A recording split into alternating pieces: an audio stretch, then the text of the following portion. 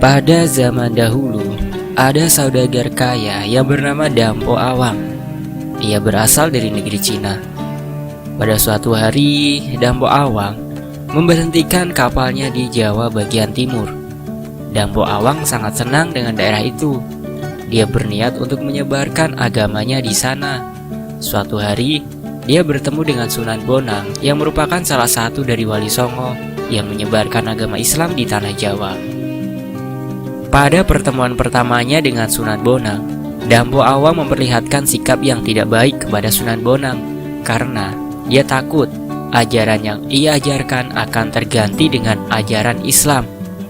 Dari kejadian itu, Dampo Awang berniat untuk mencelakakan Sunan Bonang. Dia sangat tidak suka dengan Sunan Bonang. Suatu ketika, saat Sunan Bonang ingin melaksanakan sholat Ashar, Dampo Awang menyuruh pengawalnya menaruh racun ke dalam kendi yang berada di atas meja. Dia mengira kalau Sunan Bonang akan minum air itu, tetapi perkiraannya salah. Sunan Bonang tidak minum air yang ada di kendi itu. Biasanya dia mengaji ketika ia selesai sholat Ashar.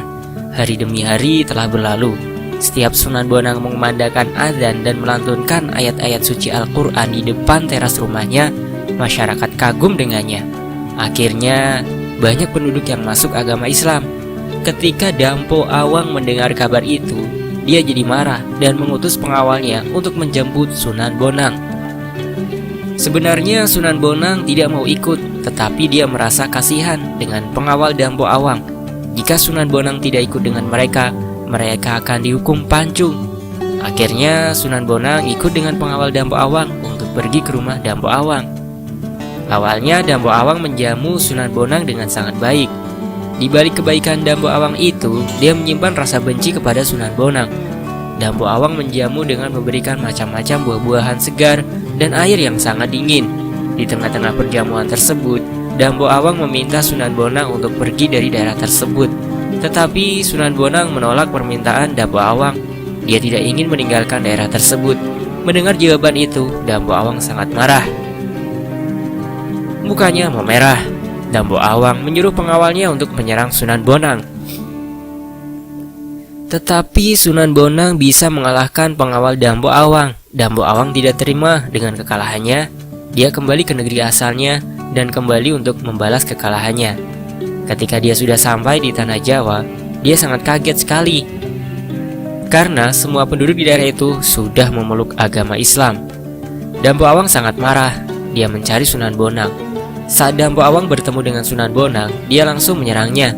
Tetapi dalam waktu singkat, Sunan Bonang bisa mengalahkan Dampo Awang beserta pengawalnya. Kemudian Dampo Awang diikat di dalam kapalnya. Lalu Sunan Bonang menendang kapal tersebut, sehingga kapal tersebut berceceran kemana-mana. Sebagian dari kapal itu ada yang di laut. Dampo Awang menyebut kalau bagian itu kerem atau bahasa Indonesianya tenggelam. Sedangkan Sunan Bonang menyebutnya kemambang atau terapung dalam bahasa Indonesianya. Kemudian lama-kelamaan penduduk memanggil daerah tersebut dengan sebutan Rembang, yang berasal dari kata kerem dan kemambang. Kini, daerah tersebut telah menjadi salah satu kabupaten yang ada di Jawa Tengah. Jangkarnya sekarang berada di Taman Kartini, sedangkan layar kapal berada di Batu atau biasanya sering disebut Watu Layar. Dan kapalnya dikabarkan menjadi Gunung Bugel yang ada di Kecamatan Pancur karena bentuknya menyerupai sebuah kapal besar dan di atas gunung ada sebuah makam. Konon di sana merupakan makam Dampo Awang. Nilai moral yang terkandung dalam kisah ini terdapat pada kalimat ketika Dampo Awang mendengar kapal tersebut, dia menjadi murka dan mengutus pengawalnya untuk menjemput Sunan Bonang. Awalnya, Sunan Bonang tidak mau ikut, tetapi dia merasa kasihan dengan pengawal Dampo Awang. Jika Sunan Bonang tidak ikut dengan mereka, mereka akan dihukum pancung. Akhirnya Sunan Bonang ikut dengan pengawal Dampo Awang untuk pergi ke rumah Dampo Awang. Meskipun sebenarnya Sunan Bonang tidak mau ikut bersama pengawal Dampo Awang, tetapi dia tetap ikut bersamanya karena Sunan Bonang kasihan dengan pengawal Dampo Awang. Jika Sunan Bonang tidak ikut bersamanya, maka pengawal Dampo Awang akan dihukum pancung oleh Dampo Awang. Nilai agama pada cerita ini dikisahkan nilai agamanya sangat melekat pada masing-masing tokoh. Contohnya Dampo Awang dan Sunan Bonang. Mereka berjuang untuk menyebarkan agamanya masing-masing agar agama mereka berkembang luas. Nilai budaya pada cerita ini terdapat pada kalimat tersebut. Sebagian dari kapal itu ada yang di laut. Dambu Awang menyebut kalau bagian itu kerem tenggelam, sedangkan Sunan Bonang menyebutnya kemambang atau terapung. Kemudian lama-kelamaan penduduk memanggil daerah tersebut dengan sebutan Rembang, yang berasal dari kata kerem dan kemambang. Kalimat tersebut menggunakan bahasa Jawa, jadi secara tidak langsung cerita ini menggunakan kebudayaan Jawa.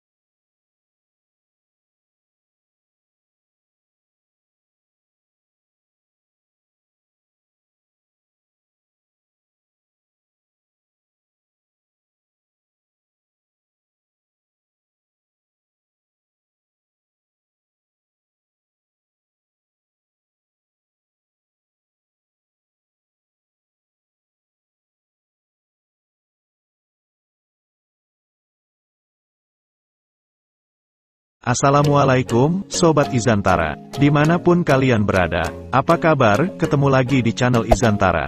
Pada kesempatan kali ini, kita akan mereview wisata Karangjahe yang berada di Rembang. Pantai Karangjahe adalah salah satu destinasi wisata pantai yang ada di Rembang, Jawa Tengah. Pantai Karangjahe terletak di Desa Punjul Harjo, Kecamatan Rembang, Kabupaten Rembang, Provinsi Jawa Tengah.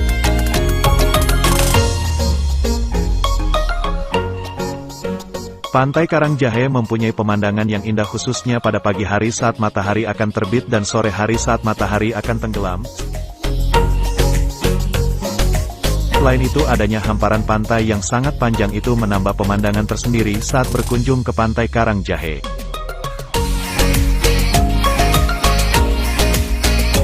Wisata Pantai Karangjahe di Punjul Harjo Rembang, Jawa Tengah merupakan tempat wisata yang harus Anda kunjungi karena pesona keindahannya tidak ada duanya.